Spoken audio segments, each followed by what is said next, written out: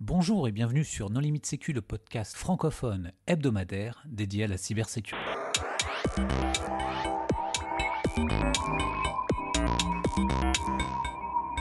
Alors aujourd'hui, nous allons parler des signaux faibles avec trois invités, Raphaël Elouz. Bonjour. Wojtek Sochaki. Bonjour. Et Nicolas Rodriguez. Bonjour. Pour discuter avec eux, les contributeurs Non Limite Sécu sont Nicolas Ruff. Bonjour. Hervé Schauer. Bonjour. Et Vladimir Collat. Bonjour.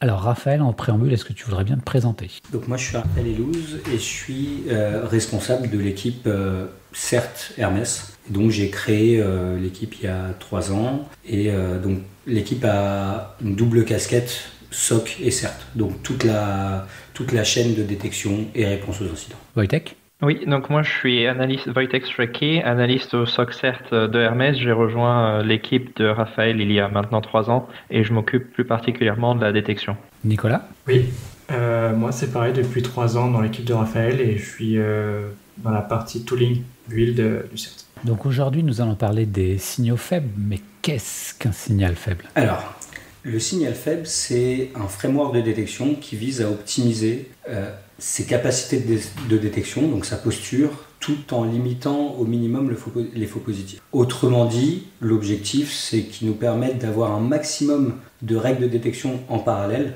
tout en réduisant au minimum le bruit et la charge inutile pour les analystes. Alors, avant de préciser en fait comment le modèle de Wixignal fonctionne, je pense que c'est intéressant de parler du modèle de détection traditionnel et de ses limites. Donc, traditionnellement, les SOC, la plupart des SOC aujourd'hui utilisent un modèle de détection qu'on pourrait appeler 1 pour 1. Le modèle 1 pour 1, en fait, concrètement, c'est on met des règles de détection et à chaque fois que ces règles matchent avec un événement ou un ensemble d'événements dans notre infrastructure, dans notre système d'information, on va en générer une alerte. Et cette alerte, elle va être analysée par des êtres humains, les analystes SOC. Et en fait, c'est là la base du problème. Quand on crée sa posture de détection, quand on travaille sur ces règles de détection, on a des centaines, des milliers de concepts de détection qui sont très intéressants et très efficaces pour détecter des attaques réelles, mais qui malheureusement détectent et génèrent aussi beaucoup de faux positifs. Ça veut dire que ça a généré des alertes sur des comportements légitimes et normaux de notre environnement. Et donc c'est là le fond du problème, c'est que les analystes, enfin les personnes qui créent les concepts de détection vont être constamment entre le marteau et l'enclume pour augmenter les capacités de détection, augmenter la posture et garder un nombre d'alertes qui est raisonnable pour ces analystes. Là, ce que tu es en train de dire, c'est que finalement le modèle de détection par signature ne fonctionnerait pas. Donc les antivirus, les WAF, tout ça, les IPS qui fonctionnent par signature, finalement, ça ne marcherait pas. Là, je dis ça avec beaucoup d'ironie. Là, c'est encore un autre problème. On parle, et c'est un sujet très intéressant, où on va faire... en fait, les règles de détection, on a 2 types de règles de détection, et plus on va dans une règle qui est précise, qui va être justement par une signature, ou même le fond du fond, c'est des IOC, on va avoir un hash, un hash, il va te donner 0 faux positif, mais à côté de ça, il va être extrêmement facile à bypasser pour un attaquant. Et plus tu vas aller dans des règles larges, comportementales et très larges, où tu vas dire je veux détecter des injections entre 2 process, n'importe quelle persistance dans mon système d'information, et plus ça va te générer beaucoup de bruit, parce que c'est des comportements qui sont utilisés par tous les attaquants, mais qui sont aussi utilisés par les administrateurs et les utilisateurs pour des usages normaux. Et en fait, c'est là... Ouais, c'est trop fin contournable, trop large, détecte pas assez ou faux positif. Et en fait, justement, l'idée du Wixignal, c'est de répondre à cette problématique en ayant le meilleur des 2 mondes. Et en fait, on va garder les alertes et les règles qui sont vraiment efficaces dans un modèle 1 pour 1, celles qui génèrent peu de faux positifs. Et à côté de ça, on va ajouter toutes les règles qu'on ne peut pas mettre dans un modèle 1 pour 1, qui sont juste souvent, la plupart du temps, supprimées en fait, et les équipes de détection acceptent de fermer les yeux sur ces comportements parce qu'ils sont trop larges et qui génèrent trop de faux positifs. Et nous, on va les mettre dans ce modèle de Wixignal, et en fait, au lieu de générer des alertes, on va en générer des signaux faibles. Ces signaux faibles, c'est tout simplement des événements qui sont stockés dans un SIEM, dans une base de données, n'importe. Et ces événements, ils sont corrélés entre eux. Ils ne sont pas analysés un par un, unitairement, mais ils sont corrélés entre eux pour identifier non pas un événement unique, unitaire, mais un ensemble d'événements suspects liés à une même entité. Une entité, dans un système d'information, ça va être une machine ou un utilisateur. Et donc, en fait, on va prendre des plages horaires et on va dire « je veux identifier un ensemble d'événements suspects sur un temps donné, sur une machine ou un utilisateur ». Et ça va permettre à la fois de conserver la visibilité sur tous ces signaux faibles, ces événements qui génèrent beaucoup de faux positifs, sans tous les analyser, et du coup d'avoir un peu le meilleur des deux mondes. Et à côté de ça, en plus de ça, les alertes qu'il va générer, elles vont être très contextualisées parce qu'on va avoir pas un seul comportement, mais on va avoir 5, 10 comportements qui vont nous raconter un peu l'histoire de ce qui s'est passé dans cette alerte. Et au-delà de ça, on peut aussi utiliser ces signaux faibles pour enrichir les alertes qui sont générées par les règles 1 pour. Et donc ça va nous permettre de rajouter du contexte pour les analystes et donc de les aider dans leur analyse. Alors ce modèle, il est extrêmement efficace. Par contre, il a un gros prérequis, c'est qu'il nécessite d'avoir beaucoup de règles en entrée pour être efficace. Et il apporte aussi plusieurs challenges. Il n'est pas forcément évident à mettre en place, donc on pourra vous en parler par la suite. Alors justement, est-ce que ça se gère avec le même matériel ou il faut, je sais pas, du matériel spécifique et des process spécifiques? C'est vraiment le même matériel. En fait, on va toujours se retrouver sur la solution principale d'une équipe SOC, c'est le SIEM, où on va retrouver tous nos logs. Et en fait, je vais laisser peut-être Wojtek et Nicolas préciser le fonctionnement, mais globalement, on s'appuie sur exactement la même solution, c'est juste qu'on va rajouter un peu de développement custom qui va être expliqué là par la suite. Oui. Merci Raphaël. Effectivement, pour la partie fonctionnelle, chez nous, on a du détection as code, donc c'est très à la mode et c'est aussi très puissant. Donc chacune de nos règles, que ce soit du coup dans le modèle Wixignal ou le modèle classique, va avoir un fichier au format YAML avec un ensemble d'informations techniques composant la règle, le titre, les mitres attaques, potentiellement, bien sûr, la logique de détection. Je vais pas tous les détailler, mais du coup dans le modèle Wixignal, on va juste rajouter quelques champs supplémentaires qui vont être importants pour que le modèle fonctionne, notamment donc les fameuses entités sur lesquelles la corrélation va se faire. Raphaël l'a dit, que ce soit nom d'hôte, IP ou encore utilisateur. Un score de risque qui va représenter le poids de la règle unitaire de Wixignal ou signal faible au sein du modèle plus global, et aussi des champs dédiés aux signaux faibles qui permettent de résoudre certains challenges qu'on a. On pourra l'expliquer peut-être par la suite. Donc voilà, d'un point de vue fonctionnel, on va réindexer les résultats de ces règles unitaires dans une base, on utilise Splunk, donc dans un index dédié, et voilà. Et on va pouvoir les réutiliser et ils vont être lus, reçus par les règles de corrélation globale qui vont essayer de les additionner chacun des scores de risque de ces différentes règles unitaires et voir si on dépasse un certain seuil par unité de temps.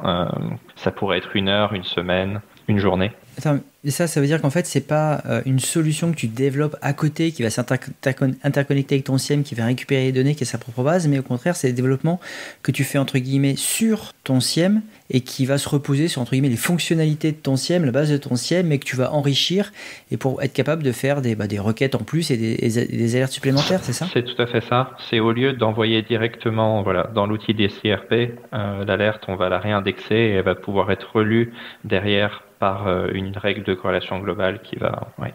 C'est ça, en fait, pour le dire autrement, en fait, dans Splunk, on choisit l'action qui va être générée derrière une alerte. On génère des règles et on dit quand on a des événements, ça va générer une action. On peut envoyer un mail, générer un log, etc. Et donc là, on peut créer nos propres applications. Et donc c'est ce qu'on a fait, c'est ce que Nicolas a fait chez nous. Il a généré une application custom qui en fait traite ce signal-là et le réindexe comme un log avec les bonnes informations, un oui signal hash qui nous sert à dédupliquer, etc., etc. Ça, on peut en parler. Et en fait, on va retraiter, comme une règle de corrélation, au-dessus de ça, ces événements qui ont été réintégrés dans le log. Et c'est là la force du modèle. Excuse-moi. C'est une machine de Turing que vous avez réinventée, en fait. C'est ça, on reprend la base. Qui s'auto-alimente. Non, mais en fait, c'est-à-dire que quand tu as certains événements, certaines règles, vous avez ce développement, cette application, entre guillemets, qui va s'exécuter, qui va faire des traitements complémentaires et qui va réinjecter dans le Splunk derrière. Et du coup, on a une base, un index, où tous nos logs, c'est des signaux faibles, et on a des règles qui disent je cherche sur une heure tous les signaux faibles et je les groupe par utilisateur ou par machine et je calcule leur score de risque. Et si ce score de risque dépasse un certain seuil, là j'en génère une alerte. Et cette alerte, elle est en... Ah oui, c'est pas un truc classique avec je cherche, je sais pas, les comptes qui se sont logués plus de 5 fois, qui sont sur la France et entre 3h et 4h du matin. Là, t'as vraiment, c'est pas juste des vérifications, t'as vraiment un traitement complémentaire qui va faire des recherches sur des informations qui sont indexées en plus. Ouais, d'accord. Ok. Et Wojtek, tu parlais de challenges spécifiques. Oui. Quels sont-ils ? Il y en a pas mal. Je vais peut-être laisser Nicolas répondre sur cette partie. L'un des principaux problèmes qu'on a eu, c'était les comportements récurrents. Par exemple, si on a un administrateur qui exécute une commande anodine, donc par exemple Wamai ou NetUse, peu importe, en fait celle-ci on va l'avoir avec une règle de corrélation, comme on vient de l'expliquer. Donc on va avoir un événement qui est indexé. Et ensuite, si cette règle-là vaut 10, et si l'administrateur fait 10 fois la même commande, en fait, on ne veut pas que ça se déclenche une alerte, parce qu'en fait, on va juste analyser un admin qui va avoir un admin qui réalise cette commande. Donc on a pris ça en considération, on a apporté une solution. On a eu aussi, par exemple, pour la même commande, avec des variantes un peu différentes, donc les paramètres changent, les arguments changent, et ça aussi, ça a été un défi, donc on a dû réajuster le risque score pour ce comportement-là. Et on a aussi appliqué un modèle qui permet d'adapter le risque score d'une entité sur le temps. Donc en gros, c'est un process automatique qui est derrière qui va analyser les activités d'une entité, donc host, user, IP, et ça va adapter le risque score. Dans les autres problématiques, on a eu aussi les attaques lentes. Donc si l'attaquant, lui, il veut être le plus discret possible, et pas lever d'alerte un pour un, comme disait Raphaël tout à l'heure. Ça a été aussi un challenge. Typiquement, nos recherches de détection, au global, je veux dire, on connaît tous que les règles tournent tous les quarts d'heure, toutes les 1 heure sur des fenêtres de temps prédéfinies. En fait, la problématique, c'est que si l'attaque commence un peu à grossir en score par exemple entre la 40e minute et l'heure prochaine, et que les événements suivent sur l'heure d'après, en fait, il y aura une coupure parce que la règle fait que ça prend l'heure précédente et pas l'heure glissante. Du coup, on avait cette problématique. L'autre qui est relativement lié à celle-ci, et comme disait aussi Raphaël tout à l'heure, la puissance du modèle, il faut qu'on voit énormément de comportements associés à une entité. Donc du coup, plus on a de règles, plus on est susceptible de voir plein de petits comportements autour de l'attaquant. Donc c'est nécessaire à ce qu'on ait plein de règles dessus. Une autre problématique, ça a été les adresses IP. Là, c'est pareil, on ne va pas regrouper plusieurs événements entre eux parce qu'on ne sait pas si l'adresse IP, elle n'a pas changé de personne, de poste entre-temps. Donc là, c'est pareil, on a appliqué quelques solutions dessus pour être sûr que les événements soient regroupés par la vraie entité qui est derrière. Et il y a encore 2 petites problématiques. Ouais. En ce qui concerne alors peut-être je te laisse terminer les exposés et puis D'accord, on en reparlera après. Du coup, les 2 dernières, c'est la normalisation des entités. Par exemple, on a aussi le nom utilisateur, on peut le désigner sur plein de formes différentes. L'adresse email ou un alias, ou alors le classique domaine / le nom de l'utilisateur. Donc c'est pareil, en fait, si la valeur elle n'est pas unique, on va regrouper les événements pas entre eux parce que du coup la valeur de corrélation n'est pas la même. Et la dernière, ça a été d'avoir un affichage clair pour les analystes parce que du coup, vu qu'on regroupe énormément d'événements et d'observations, faut pas qu'on noie l'analyste dedans. Donc on a dû imaginer un affichage pour que ça soit clair pour lui et qu'en simple coup d'œil, il sait... Et vous avez réussi à adresser tous ces challenges ou il y en a qui restent insolvables, un peu comme la problématique de l'attaque lente? Comment est-ce que vous l'avez résolu? L'attaque lente, je dirais que on y répond mieux que le modèle 1 pour 1 parce que justement, il permet d'y répondre à un certain niveau. Mais on peut toujours bypasser ce modèle en faisant, si tu t'arrives et que tu fais une mini-action qui ne détecte, qui ne matche aucune règle 1 pour 1 et que tu en fais une par semaine, techniquement, tu bypasseras le modèle. Mais tu arrives dans un effort qu'il faut mettre en place, une complexité, etc., qui est assez peu crédible. Donc, comme tous les modèles, il y a des bypass possibles, mais je pense qu'il résout plus de problèmes qu'il n'en apporte. Donc, si je comprends bien, en fait, vous avez utilisé des règles, on va dire, qui matchent peu souvent pour créer en fait des méta-règles en disant ok, cette règle, le WAMI, c'est pas forcément un truc sur lequel on veut lever une alerte, mais si ça arrive toutes les heures pendant une semaine, on veut quand même lever une alerte, quelque chose comme ça. Non, justement, c'est un très bon point, c'est une très bonne question, parce que justement, c'est pas ce qu'on veut. Si ça arrive toutes les heures, et ça c'est une des évolutions qu'on a prévues, c'est que si on voit le même utilisateur faire exactement la même action au cours du temps, en fait on veut que le poids du score baisse dans le temps, parce qu'on va estimer que c'est une action qui est habituelle et répétée, et donc il y a peu de chances que ça soit lié à une attaque. Donc c'est un très bon point, et ce qu'on veut justement dans le modèle de Wixignal, c'est identifier un grand nombre de comportements différents liés à cette même machine. Et donc c'est plutôt l'attaquant qui va justement faire un WAMI, puis il va créer une persistance, puis il va essayer de faire des recherches, find password quelque part, puis il va faire un mouvement latéral qui est inhabituel. Et ça rajoute quelque chose d'assez intéressant qui est le concept de baselining et de règles de inusuelles. Et en fait, c'est dans le modèle justement de Wixignal, il y a plein de types de règles qu'on ne pouvait pas mettre en place, que maintenant on peut mettre en place.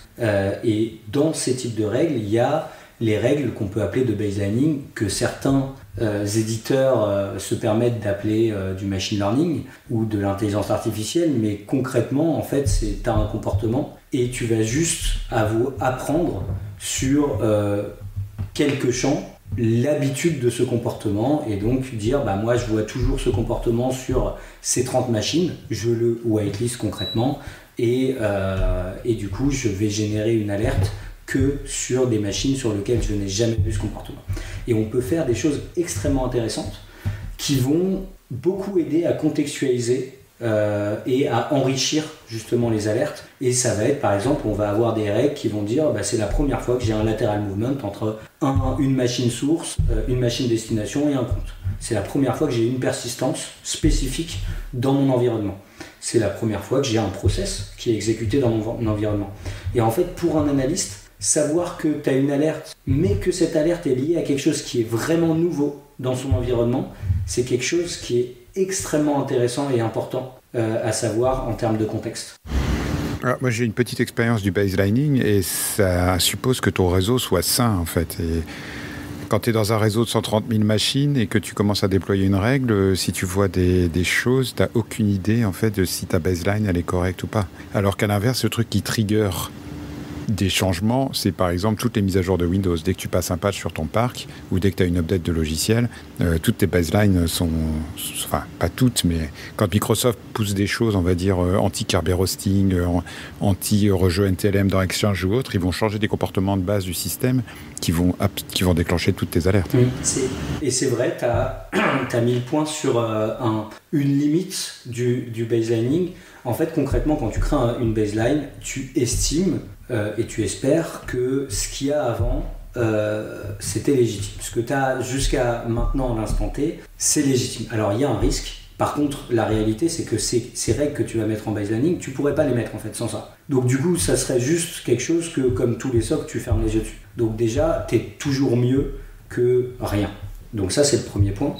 Et en fait, c'est même une problématique plus générale quand tu fais de la détection, quand tu crées des règles de détection, tu as deux choix. Imaginons que tu vas créer une règle de détection sur du pass the hash, donc tu vas mettre ta logique, et en fait tu vas trouver 400 potentielles alertes, et donc tu as deux choix. Soit tu passes ton temps et tu passes, 2 mois à analyser tout ça et à essayer de t'assurer que c'est tous des faux positifs avant de mettre ta règle en prod et les whitelister, et du coup tu crées une règle tous les 2 mois. Soit tu assumes que tu pars du postulat que tout est légitime, tu whitelistes tout et tu peux mettre ta règle en place très rapidement. Donc la différence, en fait, il n'y a pas de bon choix ou de mauvais choix. D'un côté, tu vas avoir des règles très propres et tu vas moins risquer, donc tu vas faire du threat hunting en fait en même temps que tu crées ta détection.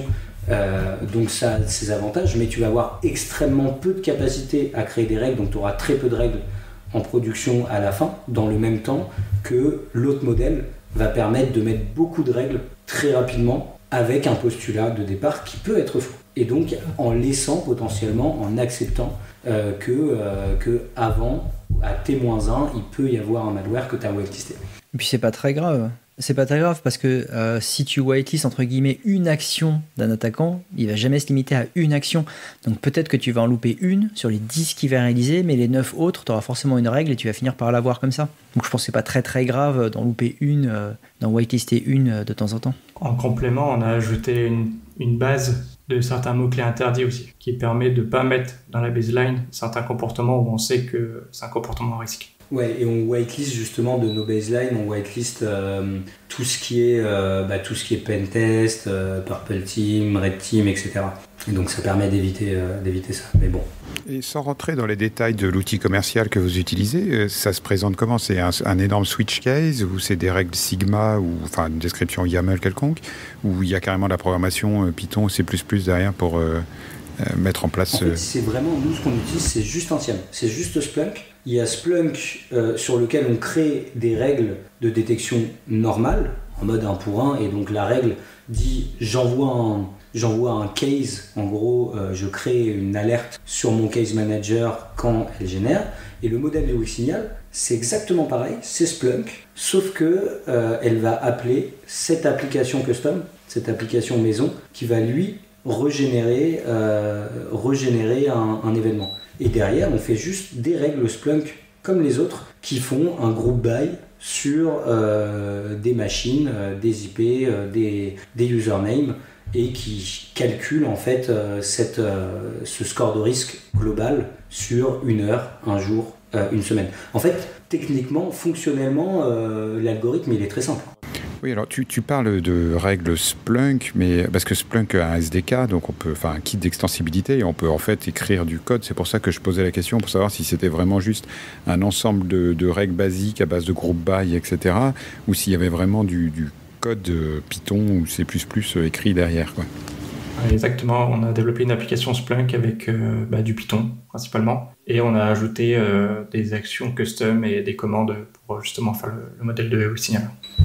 Et l'application, en fait, ce qu'elle va faire, c'est vraiment récupérer les alertes et en générer des événements. Par contre, la règle qui va s'appuyer sur ces événements pour générer des alertes Wixsignal, la règle de corrélation globale, ça, c'est juste une règle Splunk basique. Du coup, ça vous autorise à faire un peu n'importe quoi. Et moi qui ai cherché de la vie extraterrestre dans le passé, avec SETI at Home, on peut faire des analyses fréquentielles intéressantes sur des gros volumes de données et du coup repérer des motifs, justement. Ce genre de système qui va émettre des beacons à intervalles, enfin tout ce qui est signal modulé, en fait, un signal qui a une fréquence de 0,001 Hz parce qu'il va émettre en fait qu'une fois toutes les heures, c'est quelque chose que tu peux faire avec du traitement du signal. Comment répondre? Techniquement... Ce n'était pas vraiment une question, c'était une remarque. Ok, je te fais confiance. Mais ça dépasse mes compétences pour le coup. J'ai deux questions sur les challenges que vous avez rencontrés. La première est liée à la normalisation. Comment est-ce que vous avez adressé cette problématique de nom d'entité qui change? Justement, ça en fait partie des points où on parlait de l'application avant, parce que il y a quand même pas mal de choses de notre environnement qui sont développées un peu, enfin qui sont hard-codées en fait, et c'est ce qu'on utilise pour normaliser les valeurs. Typiquement, on a la liste de nos domaines Active Directory et d'autres patterns qu'on substitue en fait, et ensuite on fait des requêtes vers LDAP, ce genre de choses. D'accord, donc vous faites un SED en gros. C'est ça, ouais. On prend la valeur en entrée, on essaie de faire une lookup dessus à travers d'autres enrichissements pour essayer d'identifier la personne ou le nom de la machine. Et à partir de là, par exemple, pour l'entité utilisateur, on s'attend que la valeur attendue soit le SAMA codename. Et on est sûr que là, on a affaire avec le même utilisateur. Et si on voit son adresse email, on va le remplacer par son SAMA codename. Exactement. Et le challenge qui est lié aux adresses IP qui changent, donc la machine qui change d'adresse IP, ça oui. C'est sur votre réseau interne ou c'est en lien avec des adresses, enfin des machines externes? Principalement que interne, je dirais.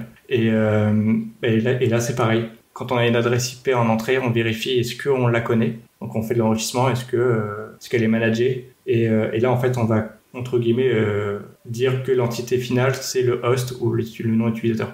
Ce qui réduit au final énormément les adresses IP parce qu'en fait, on arrive, entre guillemets, facilement à identifier. Et le peu qui reste, c'est soit les équipements réseau ou des machines non managées. Donc on a peu de faux positifs sur le reste. Et en fait, on va remplacer une adresse IP par un poste si on peut, par un hostname, et celles qui sont uniquement, en fait, on est obligé par contre de garder que la corrélation sur un temps court, parce que les IP sont très volatiles avec du DHCP, du VPN, etc.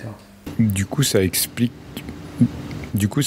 pourquoi finalement vous n'avez pas de plan pour publier ça en open source, puisqu'il y a trop de secrets de sauce à l'intérieur. Il y a trop de choses personnalisées. Par contre, on peut dire qu'on vous a découvert via un article dans le magazine MISC numéro 129, où vous expliquez un petit peu toutes ces règles et la manière dont vous les avez implémentées. Je pense qu'il y a suffisamment de matière dans cet article pour que des gens intéressés puissent commencer à faire la même chose chez eux. Alors justement, par rapport à tout ce que vous venez de nous expliquer, est-ce que dans les faits, sur votre SI, ça marche vraiment ?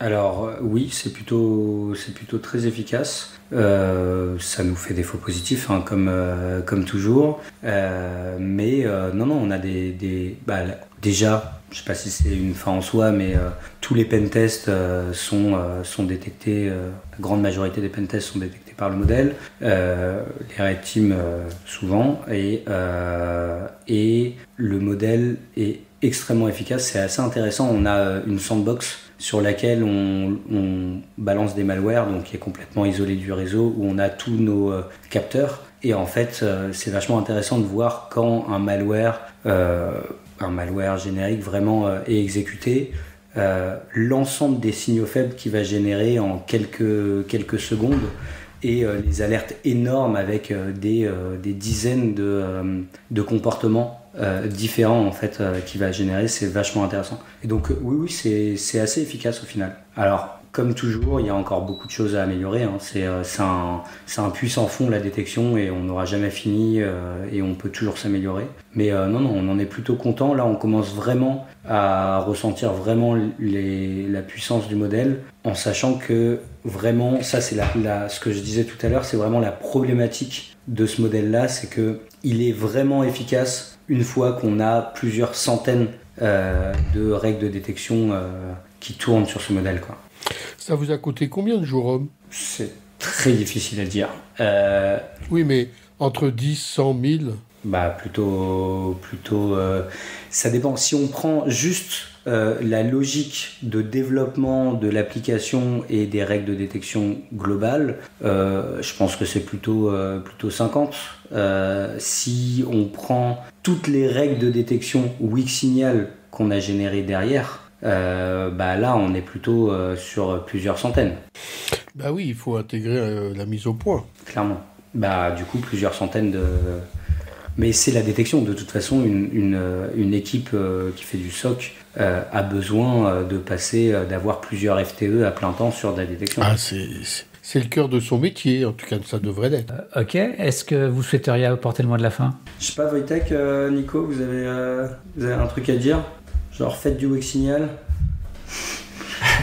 Exactement, que c'est vachement... Enfin, on a vu en mettant ça en place que ça apporte vraiment une plus-value comparé au modèle traditionnel d'avant. J'ai une question justement sur faites du Wixignal. Donc en fait, on parle d'un modèle depuis tout à l'heure. Est-ce qu'il y a un référentiel quelque part Alors, le modèle, c'est intéressant. Le modèle de Wixignal, c'est pas nous qui l'avons créé. Il y a plusieurs éditeurs pro qui l'implémentent ou se basent complètement dessus d'ailleurs. Et d'ailleurs, Splunk, dans leur suite Enterprise Security, propose un modèle qu'on appelle RBA, Risk Based Analysis, qui implémente le modèle de Wixignal. En fait, c'est un modèle équivalent, donc qui s'appelle Risk Based, mais c'est l'équivalent. Et donc nous, on a choisi par contre de se baser et donc de redévelopper notre propre approche pour gérer les problématiques à notre façon, quoi. Ok, bon, eh bien, merci beaucoup d'avoir accepté notre invitation. Merci aux contributeurs. Merci à vous. Au revoir. Chers auditeurs, nous espérons Merci que cet beaucoup. épisode vous aura intéressé et nous vous donnons rendez-vous la semaine prochaine pour un nouveau podcast. Au revoir. Au revoir. Au revoir.